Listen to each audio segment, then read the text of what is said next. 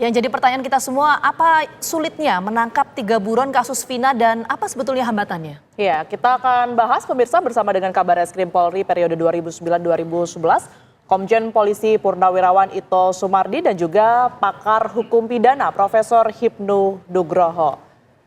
Selamat petang, Bapak-bapak. Selamat petang, Pak. Selamat petang, Pak Ito. Baik. Selamat petang, Prof. Baik, saya ke Pak Ito terlebih dahulu. Pak Ito, ini kan sudah banyak sejumlah informasi dan juga spekulasi yang mencuat mulai dari adanya kemungkinan 4 DPO, adanya tersangka baru, begitu kemudian juga pengakuan salah tangkap, hingga mengerucut adanya rekayasa hukum yang kemudian ini dilakukan oleh Polri. Apa yang bisa dijelaskan dari semua fakta-fakta ataupun juga informasi yang muncul beberapa waktu belakangan ini, Pak Ito? Baik, Pak. Saya ingin jelaskan secara normatif. Penetapan DPO itu adalah dilakukan oleh penyidik atas dasar penyimbangan dari penyidikan. Dan tentunya di sana misalnya ditetapkan saksi yang tidak kooperatif atau tersangka yang melarikan diri. Itu sudah jelas identitasnya. Dan itu adalah ditetapkan oleh penyidik berdasarkan data-data yang valid. Tapi ini kan penetapan DPO atas dasar keterangan tersangka.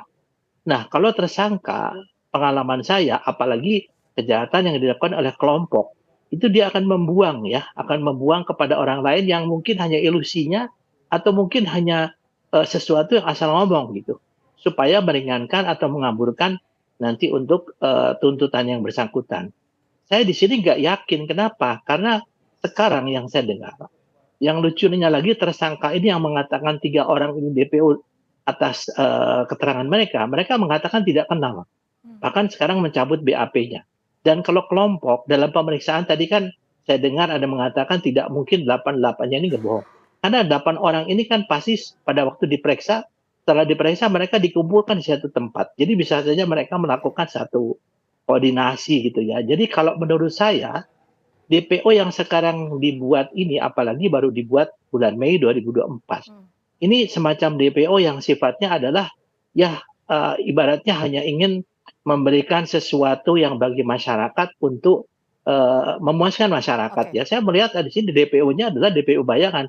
Atau pendapat saya adalah kalau ini memang betul DPO yang dikatakan para tersangka mereka tidak kenal, sebetulnya pelakunya hanya mereka saja gitu. Tapi membuat ini menjadi satu hal yang menjadi spekulatif karena dengan adanya film, ya, dengan adanya pendapat spekulasi berbagai pihak. Jadi menurut saya ini adalah sesuatu yang DPO ini masih dalam tanda kutip DPO yang sifatnya tidak nyata ya, atau bayangan atau mungkin fiktif atau mungkin ilusi. Kemudian pengakuan. Kalau orang itu dikatakan dia disiksa, salah tangkap, boleh-boleh saja. Tapi jangan lupa dalam proses sistem peradilan pidana yang diatur dalam KUHP, itu menyebutkan bahwa ini adalah dimulai daripada proses penyidikan. Kemudian disaring lagi oleh penuntut umum karena mereka harus membuat rencana penuntutan. Kemudian disampaikan di muka pengadilan. Dan hakim ini kan pasti juga tidak akan begitu saja percaya dengan hasil penyidikan maupun hasil tuntutan yang dibuat jaksa. Pasti hakim juga akan melihat data-data yang saya dengar sekarang ada perbedaan visum. Itu wajar, Mbak. Perbedaan visum ada namanya ekshumasi dan lain sebagainya. Saya kira itu sudah tepat lah ya mungkin ya. Demikian. Pak Ito, mungkin singkat Pak Ito, kalau memang tadi Pak Ito menyampaikan ini DPO yang dirilis oleh pihak kepolisian adalah DPO bayangan, artinya apakah ada pihak-pihak tertentu ingin menutupi kasus ini atau seperti apa sebetulnya Pak Ito? Saya kira tidak. Ya, polisi hanya mencoba mengakomodasi keterangan dari tersangka kan, bahwa masih ada 3 orang yang terlibat. Ternyata sekarang mereka mencabut bahwa mereka tidak kenal, ya tidak kenal dengan 3 orang ini kan berarti di sini polisi juga beranggapan sebetulnya tidak ada DPO itu, pelakunya ya mereka itu saja. Saya kira mungkin kesimpulan polisi pada akhirnya demikian, Pak. Baik, saya ke Prof. Hipnu. Prof. Hipnu, kalau informasi terakhir tadi laporannya terdapat 7 terdakwa, begitu ya, 7 narapidana yang kemudian ini diperiksa kembali oleh pihak kepolisian. Nah, ini apa yang bisa diharapkan dari pemeriksaan kedua ini, Prof. Hipnu? Ya, ini Pak. Jadi pemeriksaan keterangan tersangka, kalau dalam teori hukum itu merupakan asas non-incrimination. Jadi namanya tersangka itu ya sah-sah saja, semuanya bisa mengelak. Itu Pak. Oleh karena itu dalam kasus ini saya kira bisa jadi saya mungkin berbeda pendapat dengan Pak Ito, karena banyak juga kasus-kasus yang terjadi adalah ketidakkelengkapan, ketidakobjektifan dalam suatu pengungkapan perkara. Bisa karena kelalaian, bisa kurang kejelian, kan gitu. Karena contoh bisa kita lihat kasus Lingkar Pacah, kasus Senkon Karta, itu dimungkinkan sekali. Oleh karena itu saya berharap dalam kasus ini kan perkaranya kan subjeknya banyak, temposnya jelas, lokusnya jelas, kan gitu kan. Sehingga pemeriksaan ulang kembali itu sangat perlu dilakukan. Karena jangan sampai masyarakat menjadi kacau. Ini sebagai bentuk tanggung jawab polisi bagaimana suatu memberikan kepastian, informasi-informasi ini harus segera ditindaklanjuti. Bagaimana pemeriksaan ketika itu, karena ini sudah lama.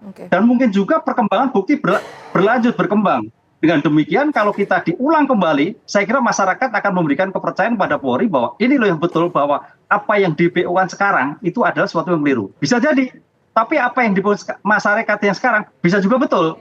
Karena konsep terjadi kesalahan kekeliruan dalam ilmu kriminalistik itu bisa jadi. Ingat Mbak, dalam sistem peradilan pidana justru yang paling berat adalah di praadjudikasi. Bagaimana menentukan perkara, bagaimana menentukan suatu peristiwa, bagaimana menentukan tersangka.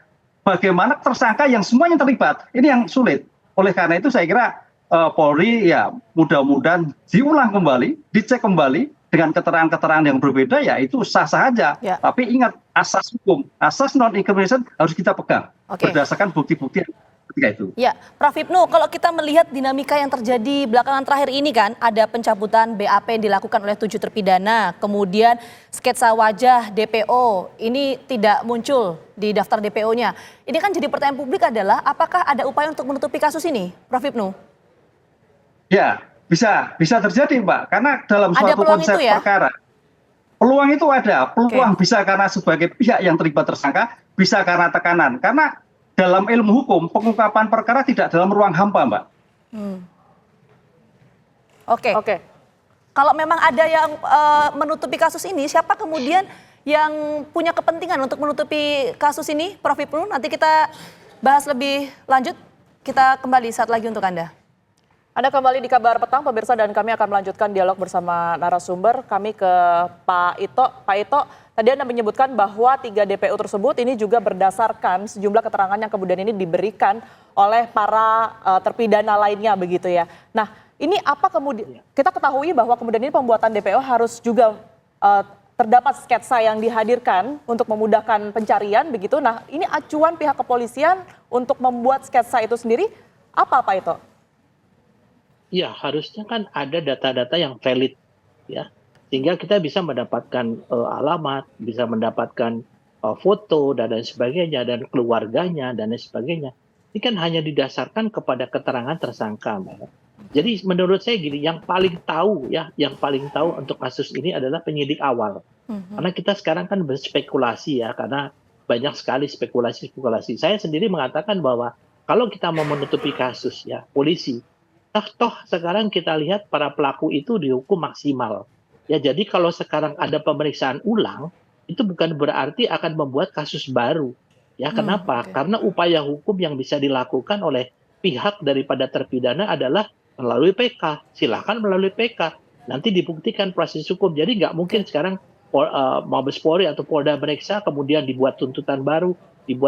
Saya kira nggak mungkin ya, karena menurut saya ini sudah 8 tahun sudah terdistorsi semuanya, dan saya memiliki satu keyakinan mungkin para terpidana juga toh saya sudah dihukum berat ya, buat apa saya sekarang ngomong yang sebenarnya, karena saya melihat di sini dari berkasnya, dari anggota Polri-nya, penyidiknya, mereka sudah melakukan proses-proses yang sesuai ini, misalnya mereka melakukan rekonstruksi, mereka melakukan penggalian ulang untuk otopsi ulang. Ini yang meyakinkan hakim. Saya kira itu sudah selesai kalau dari polisinya ya Mbak ya.